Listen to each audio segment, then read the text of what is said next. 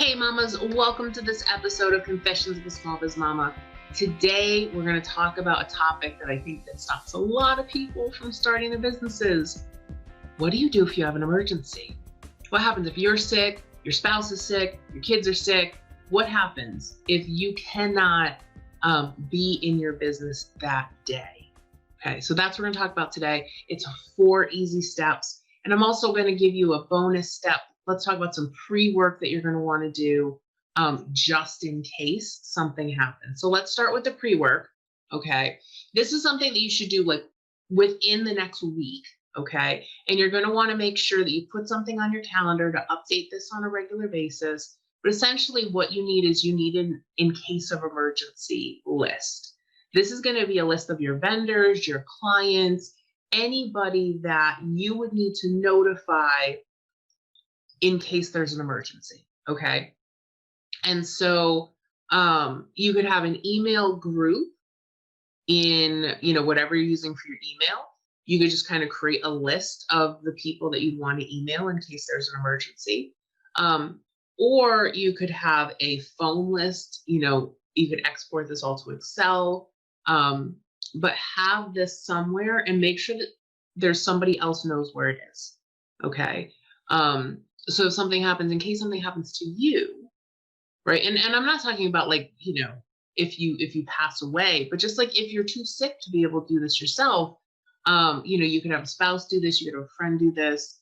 If you have an executive assistant or a virtual assistant that could do this for you, but people need to know where this is, okay? And you need to keep it updated on a regular basis. So you might want to add to your standard operating procedures, like when you add a new client, to add them to this list.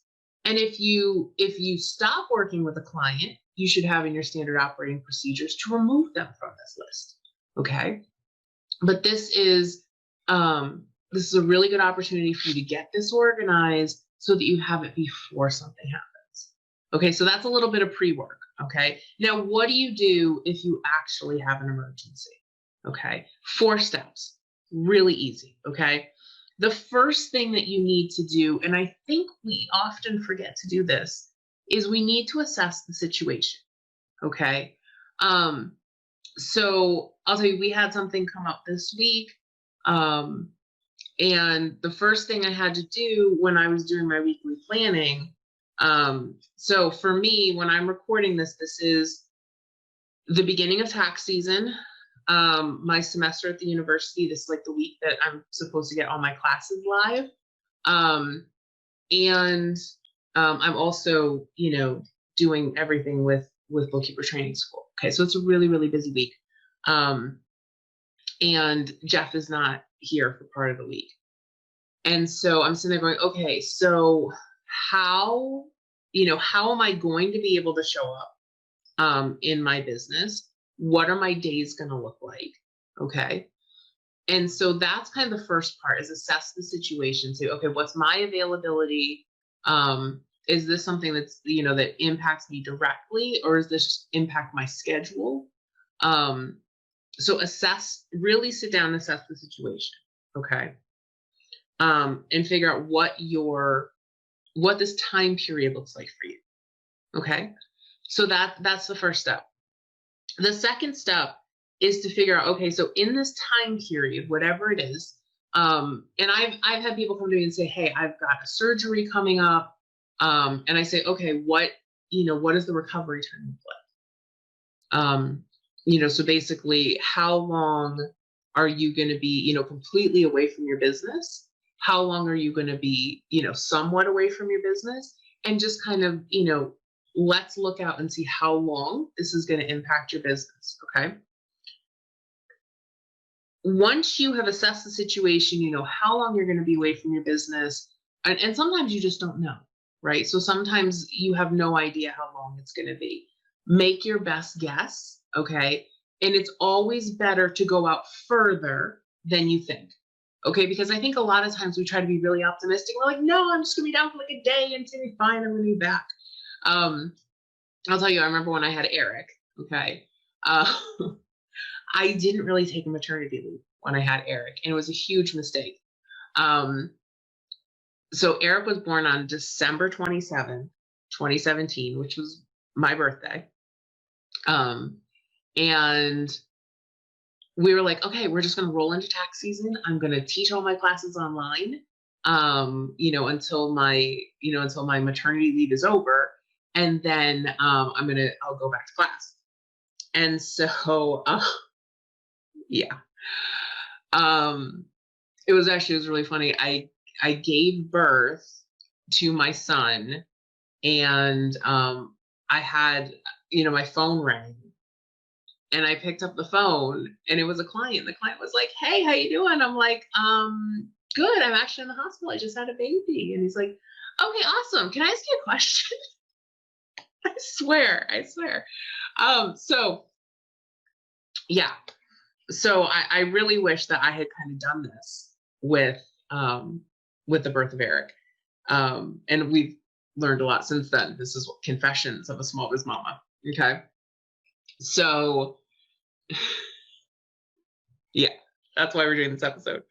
So the next thing, after you've assessed the situation and you figured out how this is going to impact you, you need to figure out in that time period, what must you get done? Okay. And then, is that possible?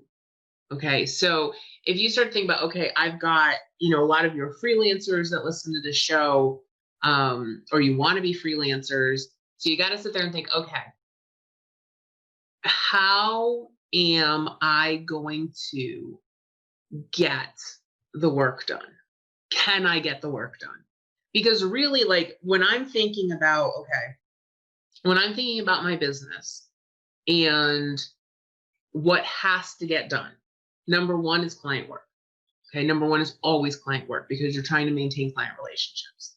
Number two is marketing and client acquisition. Okay. So one, service existing clients. Number two, think about, marketing and future client acquisition. Okay. And then number three is, all of the administrative stuff, okay, that goes along with your business. Those are the big three, right? And so if all, you can do is the client work, right, then you're keeping your head above water, right? Okay. And so you have to sit there and think, okay, can I get all my client work done? Can I get it done on time? And then from there you can say, okay, well, then we can start thinking about posting on Facebook and, reaching out to people and trying to, acquire new clients. But really, if you can just kind of keep your existing clients happy during this period of time, you're golden. Okay. Now, if you don't think that's possible, then we move on to step 3. Okay. And step 3 is notifying anyone that's going to be impacted. I think it's a really good idea if you have an emergency that you think is going to impact your service, that may impact your service. Okay. You might even think, like, I don't think so, but it is a remote possibility. I would just notify people, because it's better to be proactive and notify people that something is going on than to not do it. Okay. And I've seen this happen where, you're trying to get a hold of a service provider, or you're trying to get a hold of someone, and you can't get a hold of them. And then all of a sudden, they reach out to you a couple weeks later and like, "Oh, I'm so sorry, I had back surgery," or, "Oh my God, I had COVID," or, "Oh my God, something happened," and nobody reached out to you. So you don't know what's going on. The person goes MIA, and it's not a good situation.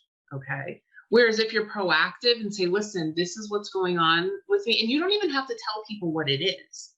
You could just say, "Listen, we have a family emergency that we're currently dealing with. This is when I think it's going to be resolved. There is a slight chance that it's going to impact your service, or it is going to impact your service, but this is what we're going to do about it." Okay. And that's it. And you could even have, in your pre-work, you could have kind of a draft of an email or a script written up so that whoever is going to do that contact for you can do it. Okay.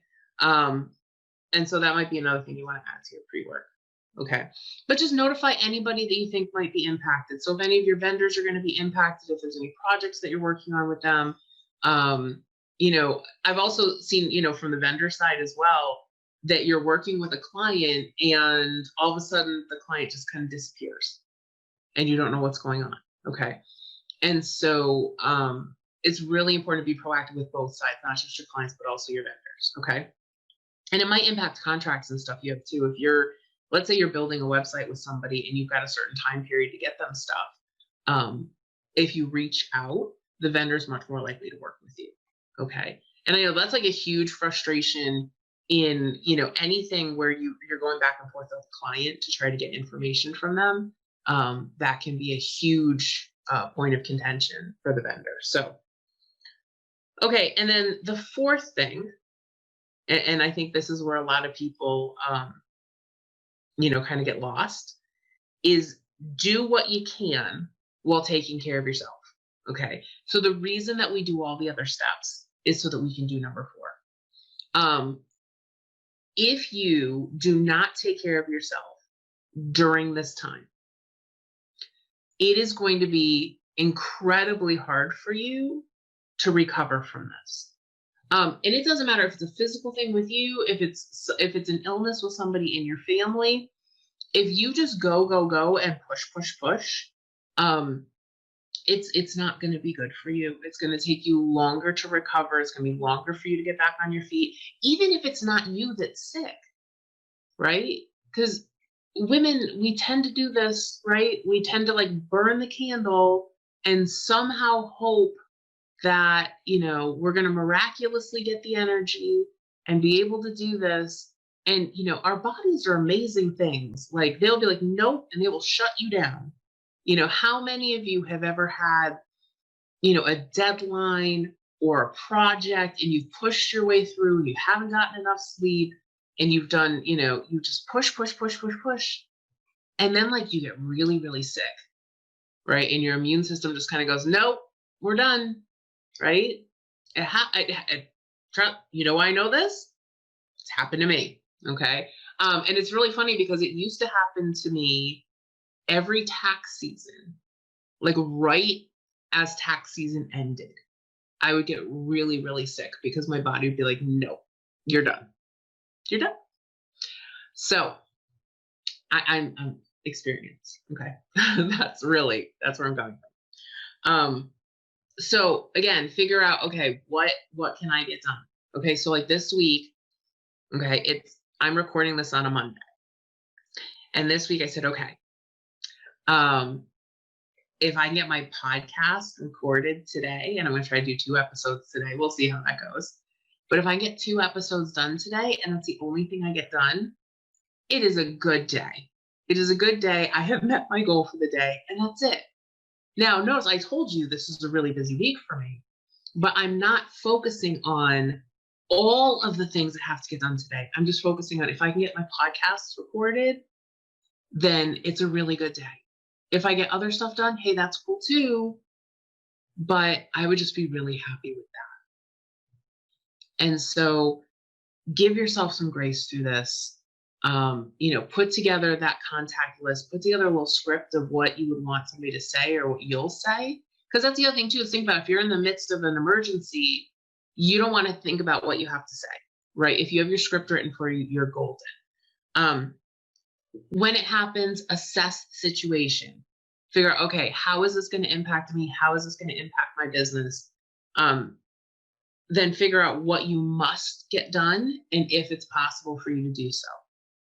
Notify anybody who needs, who might be impacted in this. And then finally, do what you can while taking care of yourself. Okay, that's it. I hope that this was super helpful for you. I would love to know. If you have a plan and how your plan is going.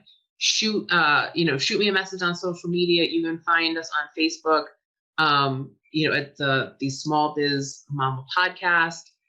You can hit me up on Instagram. I am Kristen L. Ingram, CPA on Instagram. Shoot me a DM. I love to know what you're doing. And while you're there, follow us on social media so that you can get into the conversation with us. And I also do a lot of live content outside the podcast, and I'd love to have you join me for that.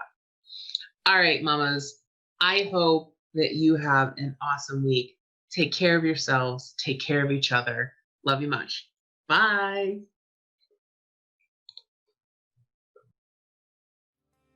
Thank you for listening to Small Biz Mama with Kristen Ingram.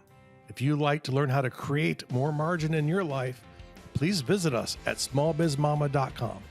That's smallbizmama.com.